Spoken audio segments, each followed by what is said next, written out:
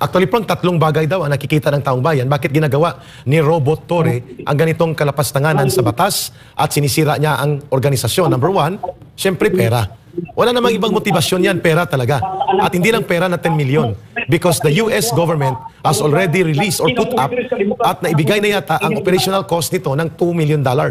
That's around 110 million pesos. So, malaking bagay ito para kay Torre at sa iyang mga tinao, sa kanyang mga tauhan. Number two, Miss Brenda, maliban sa pera at pondo na pabor ay ang promotion. Promotion sa pagiging chief PNP. Target niya maging chief PNP. You can just imagine, sambayan ng Pilipino, kung ito ang maging chief PNP, gamit niya ang kanyang ginawang laboratoryong panggagahasa sa karapatan at kalayaan ng kapwa Pilipino natin dyan sa Davao City, sa Kingdom of Jesus Christ Compound sa Davao City.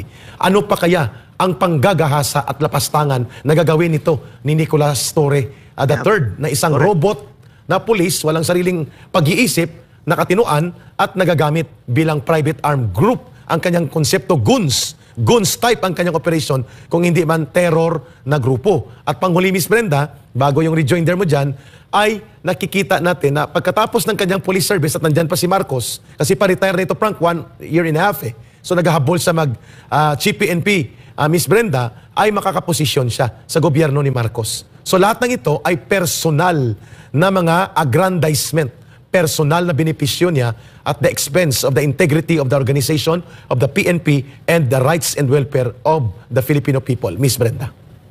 Yes, Eric, no. Gusto ko lang bigyan ng komento yung sinabi ni Brother or ni partner.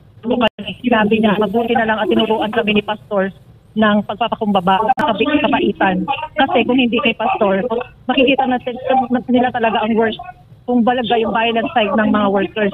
At mabanggit ko rin yung sinabi ni former President Rodrigo Duterte na in-address niya sa mga drug lords na sa mga criminals, you do not monopolize evil in this world. Kayo lang ba ang marunong gumawa ng masama? Pero hindi yun ang tinuro sa amin ni Pastor. Kasi kung ano kaya naman nating humarap sa kanila, kung ano ang wholesome means nila. Ngayon, yung isa pa, ang consolation na lang kasi nating lahat is that yung sinabi talaga sa banal na kasulatan na evil never triumphs over good. Correct. Yun lang, partner Franco. Tama yan at naniniwala din kami dyan sapagkat sa pagmumukha pa lang ni Nicolas Torre, maliban na robot ang kanyang status, hindi pang general, ay ang puso't damdamin na mayroon siya ay puso na walang pagmamahal sa taong bayan. Pagmamahal sa sarili, ambisyon, pera, at kapangyarihan. Yun ang nakikita natin sa kanya. Kaya, Eric, nananawagan tayo sa kamag-anak ni Torre. Kung pwede po, kausapin niyo po yung taong ito. Dahil wala na po siya sa tamang katinuan. Ang kinakailangan nito ay kalinga ng kanyang pamilya para mayroong mag-function ng kanyang isipan ka, Eric. Kasi ngayon, manhid na eh. Manhid. Wala na. Psychologically incapacitated. Na nga. Wala na talaga yung taong ito. Kaya nananawagan po kami sa pamilya po ni Torre, sa mga kamag-anak po, kung kilala niyo po sila. Please po, pagsabihan niyo po ang taong ito na nawawala na po. Kasi wala na nga siyang puso, kaya nga hanap ng heartbeat. Kaya robot eh. Kaya heartbeat, di ba? Hindi na siya. Yun, nagre-reflect sa kanya yun. Walang heartbeat dito. Kasi wala na pong puso ang taong ito.